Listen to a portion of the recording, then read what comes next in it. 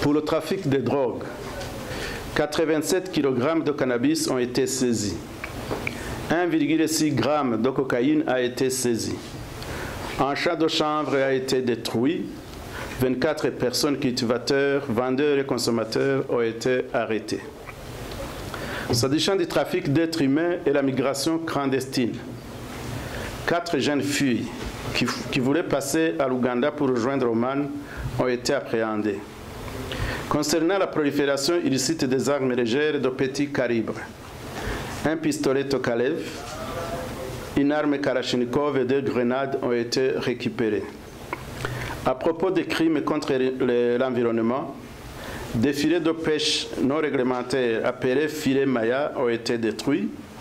2 embarcations utilisées pour la pêche illégale ont été détruites. 340 planches utilisées pour la fabrication de ces embarcations ont été saisies. 3 pêcheurs accusés de pêche illégale ont été appréhendés. Au sujet du vol de véhicules, 727 véhicules ont été contrôlés dans la base de données Interpol. Aucun véhicule recherché n'a été identifié. 30 véhicules ayant des cartes d'identification illisibles ou présentant quelques anomalies ont été constatés. Les propriétaires de ces véhicules ont été orientés à Robert pour régularisation. Concernant les marchandises contrefaites et illicites, 45 types de médicaments périmés ont été saisis dans les différentes pharmacies.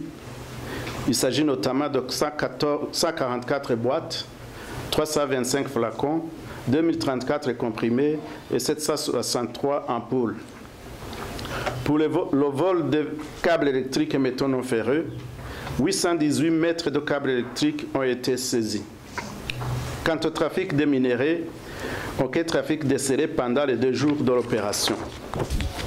Enfin, concernant le terrorisme et les malfaiteurs en fuite, lors de cette opération, aucun terroriste n'a été arrêté, mais on a recueilli des informations faisant état d'un éventuel départ timide de certains jeunes burundais vers les réseaux de terroristes. Au cours de cette opération, il y a eu des saisies incidentes de 57 914 litres de boissons prohibées qui ont été saisies et détruites. Il a été aussi constaté que la destruction de l'environnement prend petit à petit des allures inquiétantes. En témoignent les constatations suivantes. De vastes superficies de boisement et forêts qui ont été détruites par les feux de brousse, d'énormes et vastes trous béants non garnis par les exploitants des minéraux sont visibles dans les marais et sur les collines. L'exploitation anarchique des lacs, rivières et marais à la recherche des matériaux de construction et le déversement des produits pollués dans les lacs et rivières. Des ports clandestins aménagés dans les boisements et savanes se trouvant le long des lacs. Le résultat détaillé de cette opération sont trouvables au Bureau central national d'Interpol de Bujumbura, basé au Commissariat général de la police judiciaire. Je vous remercie.